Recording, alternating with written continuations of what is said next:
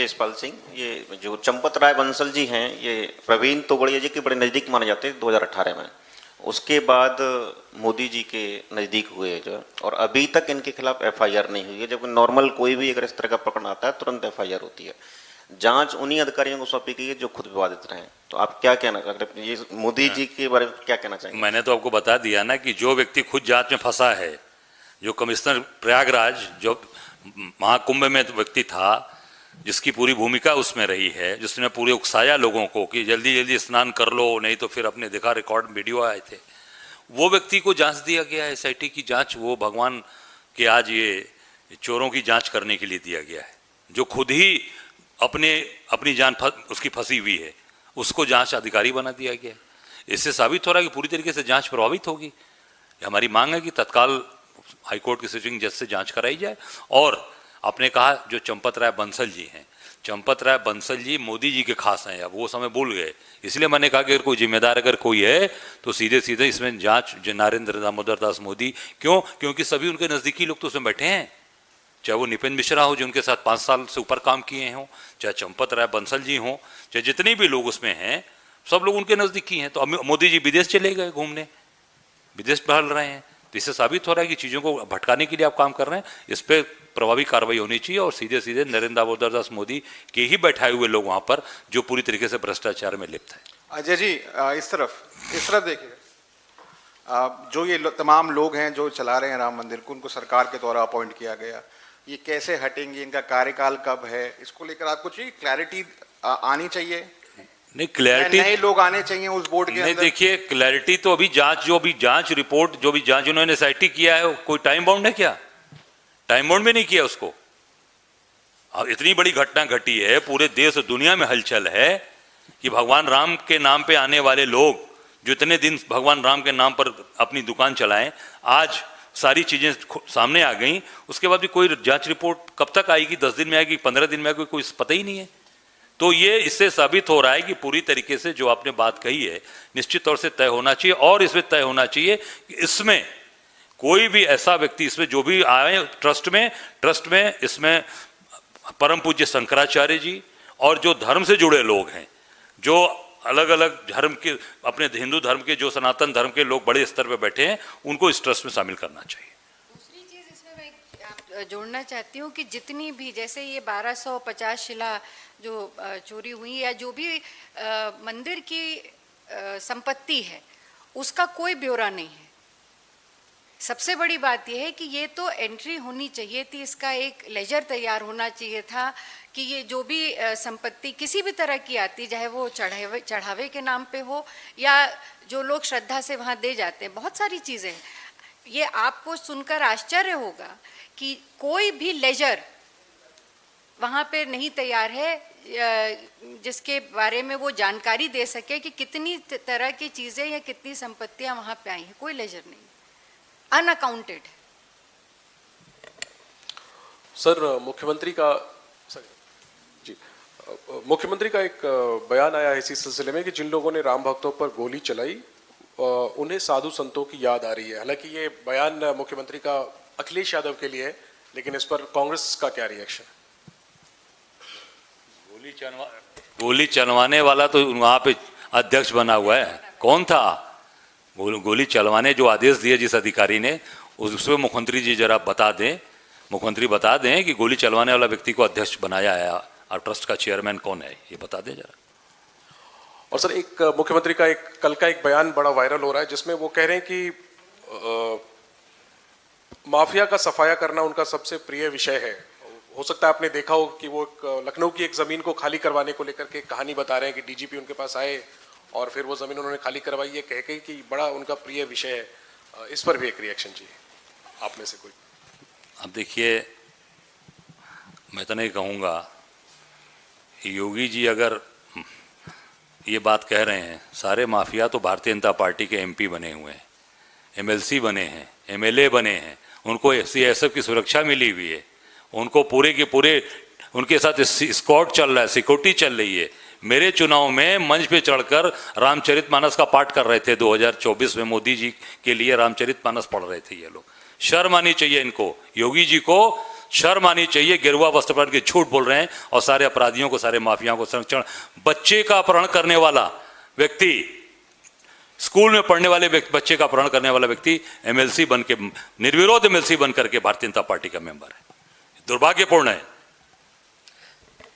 इसमें ये इस पर भी जवाब दे दे माननीय मुख्यमंत्री जी कि जो सबसे बड़ा अपराध किया है आज की तारीख में, जिन्होंने प्रभु राम की संपत्ति को ही लूट लिया, ऐसे माफियाओं के ऊपर क्या कार्रवाई करेंगे? बुलडोजर चलेगा? कब चलेगा? इससे बड़ा इससे जघन्य अपराध आस्था के साथ खिलवाड़ नहीं हो सकता।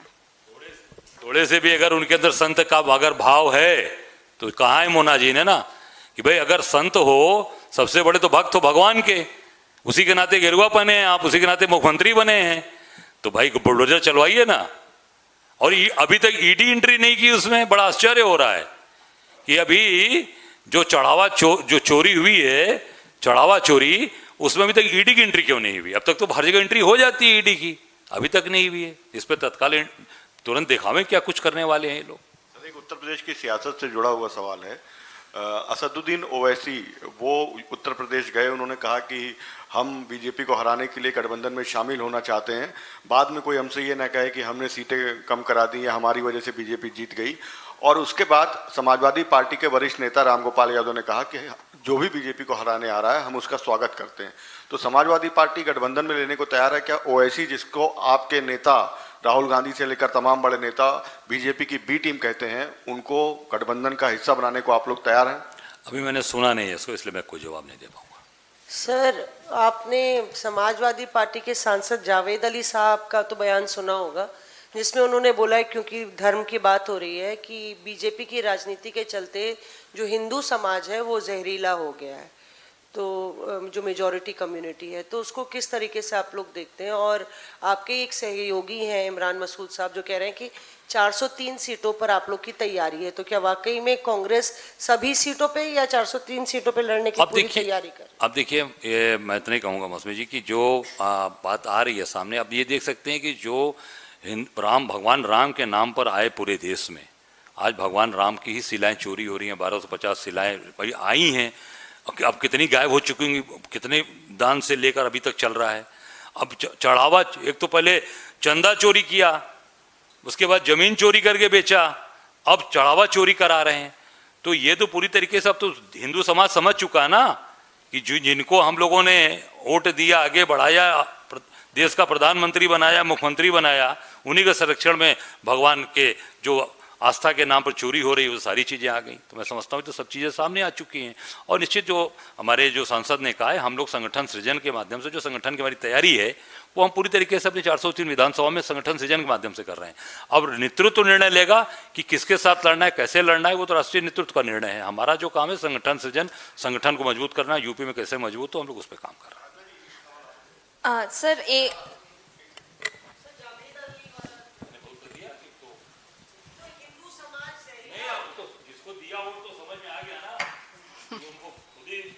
खराब हो चुकी हैं। ओवैसी को आप लोग क्या मानते हैं, सेकुलर मानते हैं या बीजेपी की बी टीम मानते हैं? क्योंकि आपके नेता तो बीजेपी की बी टीम कैसे आए? देखिए, जो नेतृत्व निर्णय ले रहा है, ओवैसी जी की एंट्री जहाँ जहाँ भी हुई, वहाँ पर हमारे नेतृत्व ने एक सशक्त निर्णय लिया ताकि इस देश के संविधान को हम बचा सकें। और इस देश के संविधान को बचाना, इस देश को बचाना कांग्रेस की पहली प्राथमिकता है।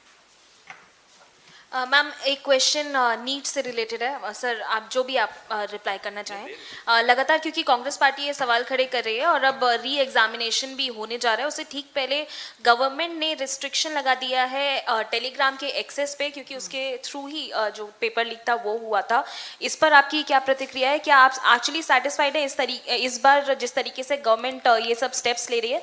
दूसरी चीज़ इसी से जुड़ी ये है कि पेपर को भी तमिलनाडु तक पहुँचाने के लिए इंडियन एयरफोर्स के जो विमान हैं उनका इस्तेमाल किया जा रहा है। इस पर आप क्या कहना चाहिए? देखिए, कितनी दुखद है ये बात कि आज नीट के एग्ज़ाम के लिए, जहाँ पे पूरे दुनिया में जो एग्ज़ाम्स होते हैं, किसी भी एंट्रेंस एग्ज़ाम्स, वो स्मूथली हो जाते हैं, पर दुखद है कि भारत में अगर हमें एग्ज़ाम कराना है तो उसमें हमें आर्मी का और एयरफोर्स का और मिलिट्री का सहयोग लेना पड़ेगा।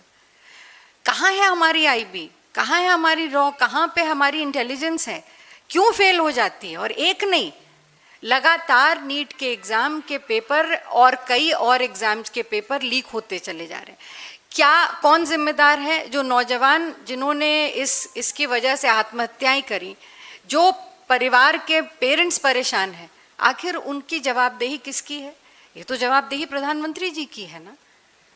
तो सबसे बड़ी बात यह है कि आज ये परिस्थिति आई, इसलिए आई क्योंकि जो पहले लोग, ऐसे लोगों को आपने नीट के जैसे एग्जाम्स के को कराने की जिम्मेदारी दी, जिन पे पहले भी आरोप लग चुके हैं। और जब इसके पहले 2024 में पेपर लीक हुआ था तो कोई कार्रवाई नहीं की हुई थी, आज भी वो पेंडिंग है।